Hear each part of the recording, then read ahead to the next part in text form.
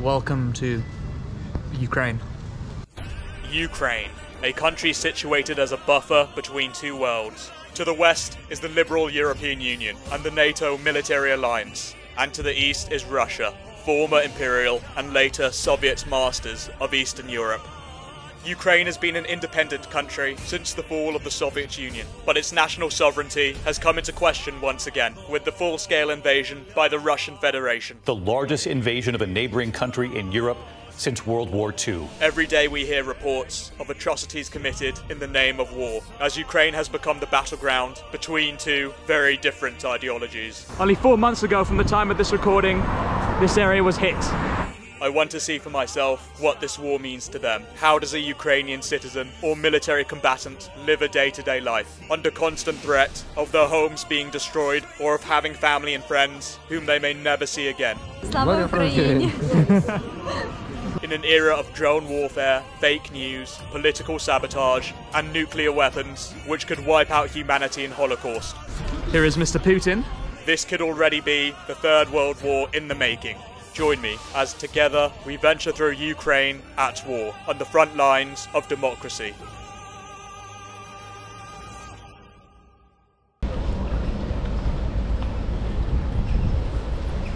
The time is approximately 8 o'clock in the morning. I'm currently outside of Lviv Central Station. Hello, good morning. The Ukrainian flag is still flying above here. Thank goodness for that.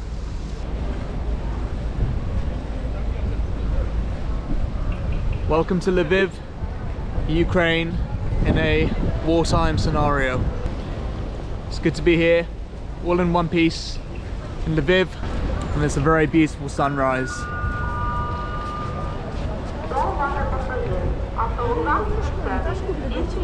The skies are very clear, no bombs falling, and everything looks very peaceful right now. I have my own security measures in place, preemptively prepared with apps and maps of air raid shelters, an app which will alert me if there's an air raid alert. So I think I should be good if all goes lucky. Of course, anything could happen. So if anything does happen to me, to my family, my friends, and of course everyone who follows me, who subscribes to me, I love you very much. Very near and dear to me in my heart. But let's hope that we can survive Lviv in one piece. There is a war going on, of course. The Kremlin would call it a special military operation, although here in Ukraine and everywhere else we know better. We know it's a war. It's an aggressive invasion by the Kremlin, by a particular individual and his cabal of people who tell him things in his ear, who whisper poison in his ear. And there's a grand church over there in the sun. You'll find a mixture between people of Catholic and Orthodox faith here. That's a cool building right there. Looks abandoned, maybe. I don't know, it's walled off. The windows are shattered and some look okay and intact. You can never really quite tell if it's abandoned or if it's been hit by a bomb.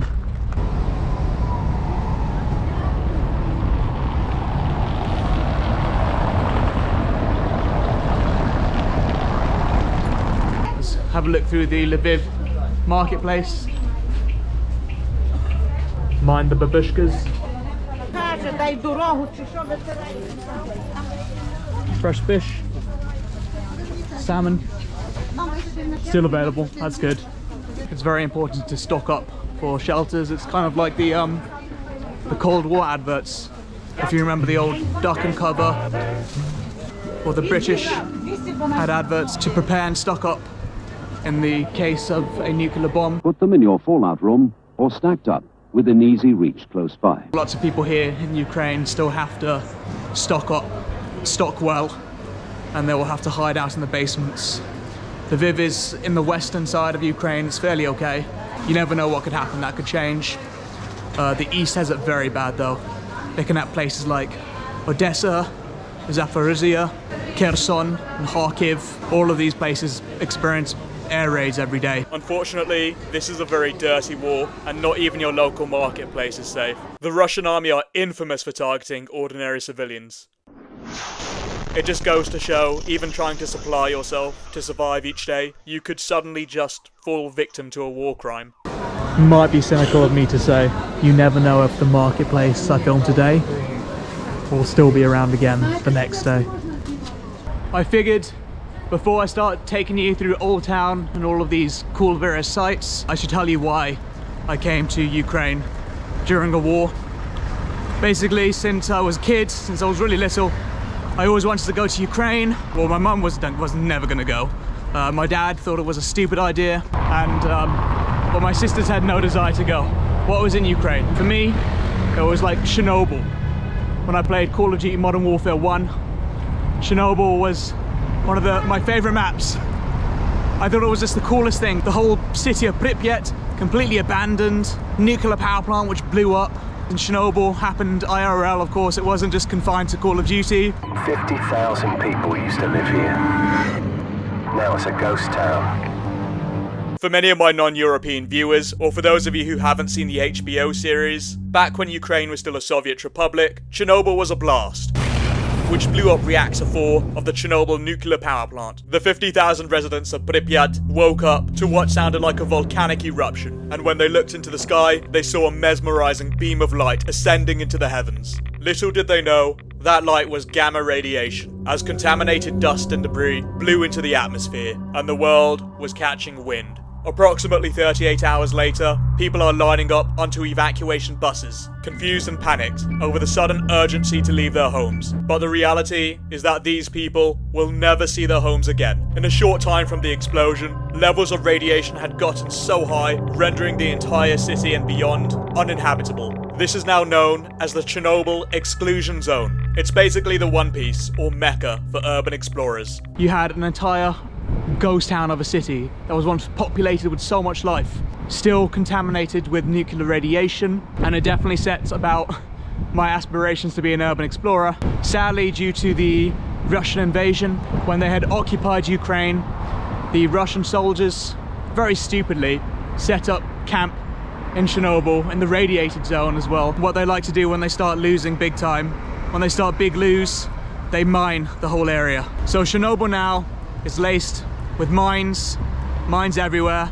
No one's doing tours there anymore. I would go solo anyway, however it's very dangerous for me to go solo, especially just stepping in a mine. Sadly, that dream has been taken away from me. I figured the next best thing to do would just be to come to Ukraine anyway, to talk about it, to be as close as I can to Chernobyl, and to pay homage and respect, just to see what it's like for an average Ukrainian day-to-day life. Respect and solidarity for the people of Ukraine, and obviously I hope they win the war efforts. They should regain all of their territory which belong to them and keep their national identity, their integrity and the culture preserved. And that's why I'm here, to show my absolute support. Slava Ukraini.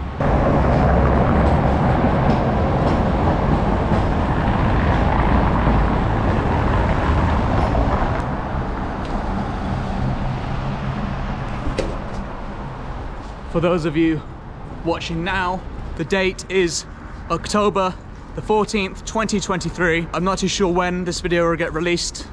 Editing takes me a while. I do everything all by myself. Like and subscribe, it really does help me. It helps me out a lot, helps my channel grow. If you've been following me, then you know that I'm currently working on my adventure series in Poland. I could not say I've completed Poland without having gone to Lviv. Lviv, it's in Ukraine now actually, in the western regions of Ukraine. However, back in the day, before the Russian annexed parts of Poland, Lviv was part of Poland. I don't want to dispute whether it's Ukrainian or Polish. Right now it's Ukrainian, but that's why you're going to see Lviv is a lot like a Polish city rather than a Russian looking one. So for those historical reasons, I'm pitting this Ukrainian video as part of my Adventures in Poland series. I figured I would also release it early, just because, well, it's a wartime scenario in Ukraine.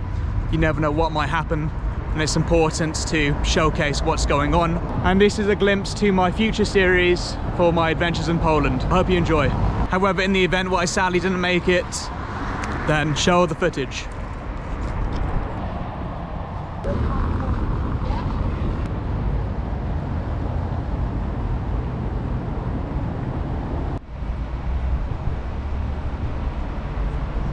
Welcome to Old Town Lviv. Let's see what it's about.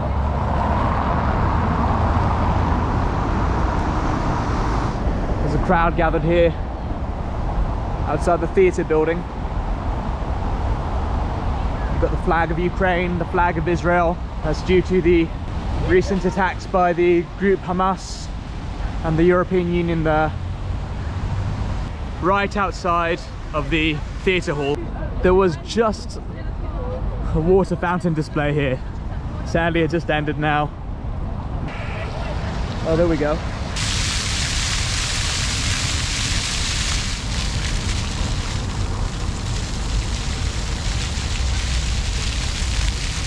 Now, Lviv is a very Polish-like city in architect. You're not going to find many Russian architect buildings around here. If there are any Russian buildings, then it was during the Soviet times. Unlike Poland though, which used the Latin alphabet, Ukraine uses the Cyrillic alphabet. Similar to the Russians, Bulgarian, Belarusian. It used to be Romanian, but Romania changed back to the Latin alphabet. Look how right-angled and squared it is. The letters are backwards. I recognize that sculpture up there from my early adventures in New York. That happens to be Lady Liberty. Yeah, that's the Statue of Liberty sitting on that dome up there. Only this Statue of Liberty is Lviv's version. I believe it was designed by a Polish sculptor in the 19th century. She's actually surrounded by two strapping, shirtless men. It's the first time that the Statue of Liberty is getting some action. You can tell it's her because she has the crown and the torch of liberty. For the first time, you can see the Statue of Liberty sitting down with her male harem surrounding her. She's called the lazy statue here, or locals call it the lazy statue, because it's the only version of the Statue of Liberty you're going to find where she is sitting down. Hello, hi. Good to be here in Lviv. Hey, Lviv, yeah, Slava Ukraini. Heroiam. Yeah, Heroiam Slava. It's the only statue where she's sitting down. The only one you're going to find. Is sitting down that much of a crime? Are you that lazy for sitting down? You can take a break every now and then, you know. Let's continue. I'm welcomed by the school tours here in Lviv. I hope they're spared having to do any fighting. If you're male and of fighting age, or when you become an adult, you're immediately conscripted and you're probably going to the front lines out in the east. It's sad. I'm very fortunate to have been born in the West, for sure. Had I been born here, probably wouldn't have a YouTube account. I would be serving in the army. Probably fighting out in the Donbass region, Donetsk or Luhansk. At least I'm fortunate enough to give you a walking tour. A few men in uniform here. There are women in uniform too. I've seen them around, but predominantly men. Hello, Slava Ukraini. Slava Ukraini. Pay respects to those fighting. I mean, here in Ukraine, they are basically in the front line of freedom right now. They're fighting for Western values. If you don't think it affects you, it does.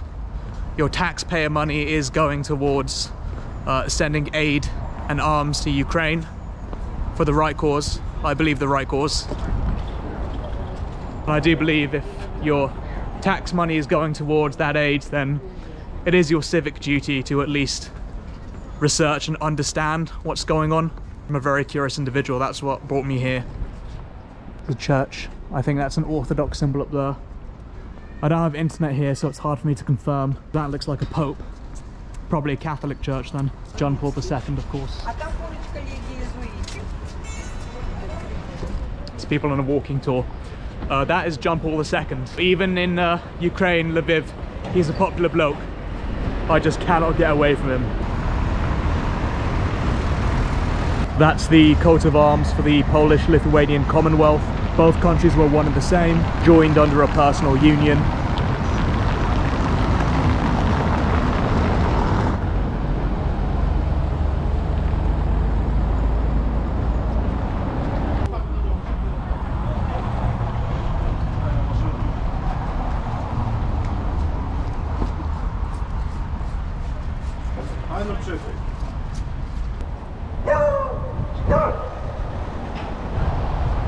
What's the dog doing? Currently outside the consultancy for Deutschland, Germany. When the Russians invaded and were attacking Kiev, most embassies moved over here to Lviv. So Germany perhaps once used the consultancy as their embassy base. Now that Ukraine has a lot more capabilities to fend off against missile attacks, the skies of Kiev is a bit more protected. I'm not saying that it's absolutely protected 100%, but most embassies have now moved back to the capital of Ukraine, which is Kiev. This is with thanks to the military aid packages, which Ukraine's allies have kindly been sending in collective effort. Beforehand, they were defending themselves with Soviet-era technology, which is completely outdated by today's standard. Each package helps modernize Ukraine's military with sophisticated technology. Now the Ukrainians are capable to defend their skies with missile interceptors and jets. Now they can counter-strike back with longer-range missiles. Now they can defend and even liberate their own territories, where every soldier has a weapon that isn't disintegrating into rust in their hands. These days, there are a lot of lies and misinformation intended to undermine military aid, particularly from Putin apologists and right-wing grifters who will parrot this pro-Kremlin narrative that we're just giving away billions of dollars in the form of a blank check. What they aren't telling you is that most of the aid actually comes in the form of military hardware. So jobs are created and investment goes into our domestic countries for the purpose of producing and supplying sophisticated technology to Ukraine. This is not monetary aid, because for the most part, the money doesn't leave the country. When I do come back, I'll make an even longer trip out of Ukraine. I'll go to Kiev, I want to go to Odessa, I like to go to Zaporizhia. All of those cities are under threat. I'm not going to be intimidated out of fear. I don't want to live like that. Mikhailo Proshovetsky. Probably not pronouncing that right.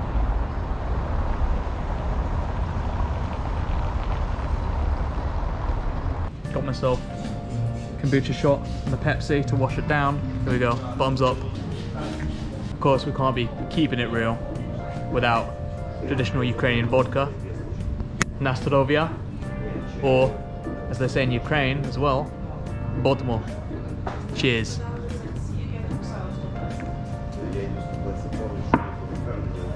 Nothing more Ukrainian than having a shot of vodka at 11 AM. Strong stuff. Oh man, I'm tearing up a little. An incorrigible delinquents channel. We're keeping it Ukrainian. This is not a food review channel. Vegans, though, beware. This channel is not for you. It's a really cool mural here. Maybe the Euromaidan. You have Ukrainian protesters stomping on the police force. And you have a counter riot dude here, only with the Ukrainian trident. Probably symbolic of self-conflict within the police.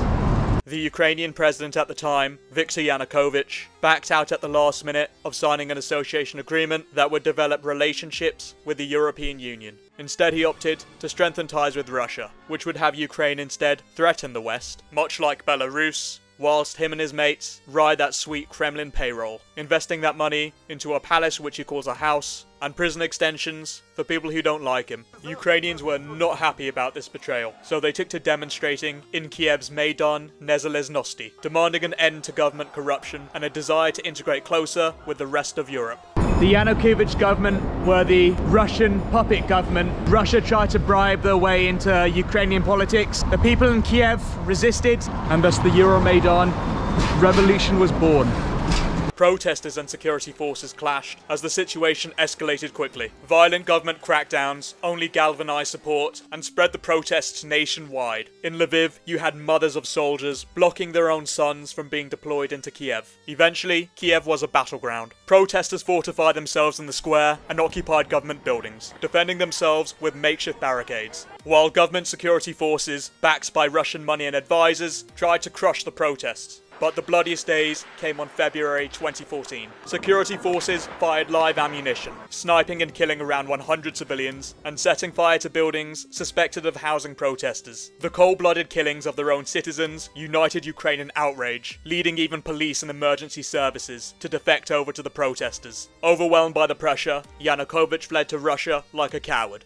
Euromaidan is the biggest pivotal event of Ukraine's modern history. For the Russian Federation, Euromaidan was a coup which they would use to justify their illegal annexation of Crimea. But that's a story for later. For the Ukrainian people, Euromaidan is both a peaceful protest and a revolution of dignity, changing the country from a corrupt autocracy to a fresh new democracy. It's about reclaiming their right to pursue their own rational self-interests on equal standing with their European neighbours. Viktor Yanukovych was planning to tarnish all of the gains Ukraine made to try to get into the European Union. And he tried to get closer with Russia. And the people of Ukraine, they weren't having it. Although Ukrainian politics would not be free of corruption, Ukrainian politics still fight corruption to this day. Ukraine has made way more advancements under a free and fair election model, as opposed to the cronyism of Kremlin puppet governments.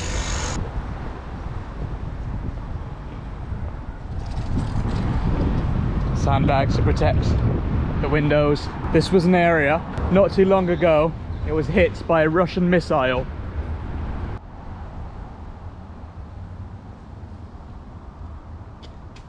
This is another section of the university that was potentially targeted by Russian missiles. However, the missiles did not hit the university. Instead, it hit the nearby campus and a bunch of residential buildings very, very close to this university, what I'm walking through now.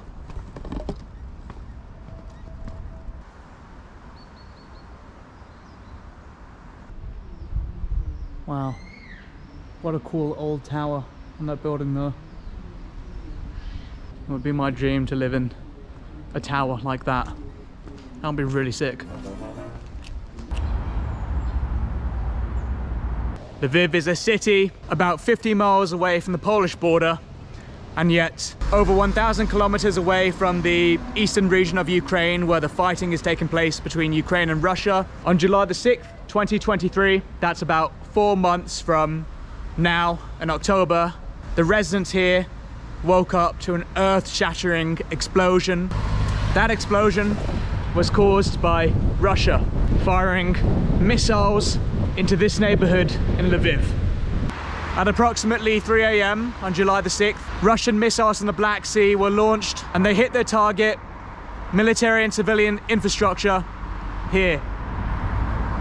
I'm at one of the sites where it was hit. 7 out of 10 missiles were intercepted and blew up in the sky. However, 3 hit their target. I'm currently where one of those targets are now. This is a portion of the university campus, and not too far from here, an apartment building was also hit. 4 people were killed that day. By July the 7th, those statistics grew to 10 killed and 48 injured. Over 300 homes were damaged, and over 1,000 families needed assistance for repair and mental health. I spoke to one of the locals who didn't want to be on camera, but she told me that she used to love a cafe that is actually just here. This was once a great cafe, according to her, and I believe her. As part of the university over there, everything's being rebuilt now, but the blast caused massive shockwave damage throughout everywhere in the neighborhood. So right where I'm walking now is ground zero. That's where one of the rockets struck. You can still see the remains of glass here. I shouldn't walk on that. And right over there, those are where the block of flats, the apartment buildings, were struck. Although the Russian military claims they only strike military targets, this one looks like a residential target. This is a cafe that was partially damaged by the blast from the missile. See if it's open. It is. Hello. Hi, good morning. Hi, I'm looking to get a coffee, please. Okay. Thank you. Just a question, if that's okay. I notice everywhere here has been damaged. There was a missile that took place just here on July the 3rd. Were you around when that happened? I've been in home. You were home? So I don't hear it. Okay, you didn't hear it. Okay. Yeah, that's fair. How did it feel when you came into work to see it? So hard. Hard, yeah. I can imagine. But we work. You work? Yeah. Yeah, okay. I admire the spirit. I very much equate Ukrainian spirit to the British during the World War. Thanks. So yeah, no worries. Are you okay with to be on camera or no? Yeah, okay. Okay, yeah. No problem. Thank you very much for talking with me. Thank you so much. Okay. I don't mean any harm by this. I'm currently drinking coffee. Black coffee as per usual, but the coffee isn't the main focus here. What is the structural damage that I want to point out here. Only round the bend, round the corner, is where I was filming the impact of the blast. And here's what it looks like from the inside. Now, thankfully, majority of this cafe has been spared. It looks very nice on that side. When I flip the camera around to this side, 180 degrees, all of this glass windows were blasted away, shattered to pieces. I've spoken with the coffee barista. Imagine if you're coming to work and one day you just find your local place of work, your business, absolutely destroyed. Now, life goes on here in Ukraine. They have a lot of resolve, a lot of iron will, and a lot of spirits to continue. It's a lot like the British during the Second World War, during the Blitz, when bombs were falling from the sky. Nazi Germany were bombing London to Liverpool to Manchester to Birmingham to York. When everyone was getting bombed, the British kept on going day-to-day life. The next day, they would still reopen up shop and rebuild where they can. You would seek shelter underground. However, you wouldn't let fear stop you from living your day-to-day life. That's not going to stop you from going to school. That's not going to stop you from going to work. And I admire that. I admire that spirit a lot. It's very unfortunate that many of the Ukrainian residents here, the local residents here, have lost some of their lives. They've lost some of their loved ones. They've suffered and been maimed with permanent wounds. Mental scars have been made here. That woman lost her favorite cafe. Just imagine owning that business too and finding your shop the next day completely destroyed. It's sad, it's really sad. However, there's lots of resolve, there's lots of cooperation, there's lots of spirit to help each other out and overcome that, and I admire that a lot.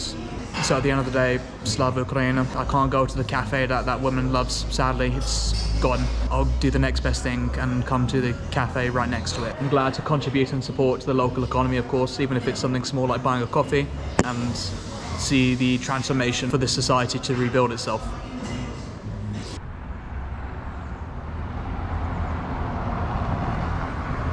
July the 6th was the biggest missile attack on Lviv since the beginning of the initial invasion of Ukraine, and it was a deliberate target of civilian infrastructure, of civilian homes.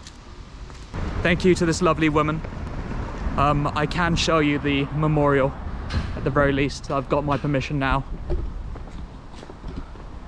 Out of respect for the residents, I'm not going to give any addresses, as I mentioned.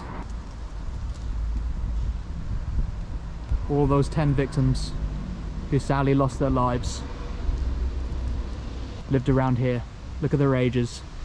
Elderly people. People that aren't fit to fight. I don't see any of these people pose a threat. Any military threat of sorts. It's sad. It's really sad it came to this. May they rest in peace. Slava Ukraini. And I have to say, it really hits hard. It's one thing to see the destruction on TV. It's another thing to see it this close and personal. I'll have lots of emotions working on this vlog. I'm only human after all. Jack, are you? Lovely woman.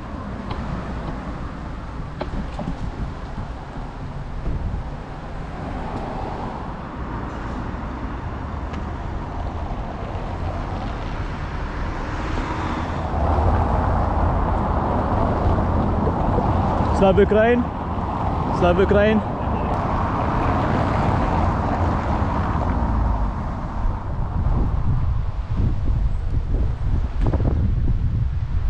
The museum or an army barracks of sorts.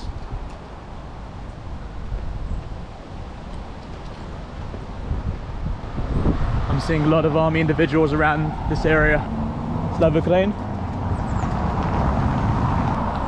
Slava Ukraini means glory to Ukraine. The usual response would be Heroiam Slava.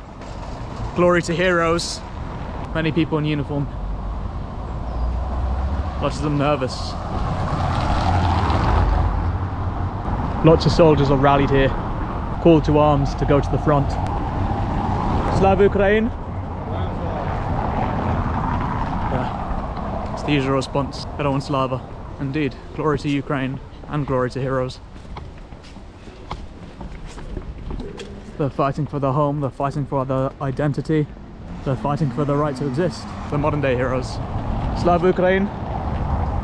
Good lads these are. Slava Ukraini. Slava Ukraini. Had the RNG gods just decided to place me in Ukraine, and had I been born here, then I would have been with them. I wouldn't really have a choice. I couldn't have a YouTube account. Probably not.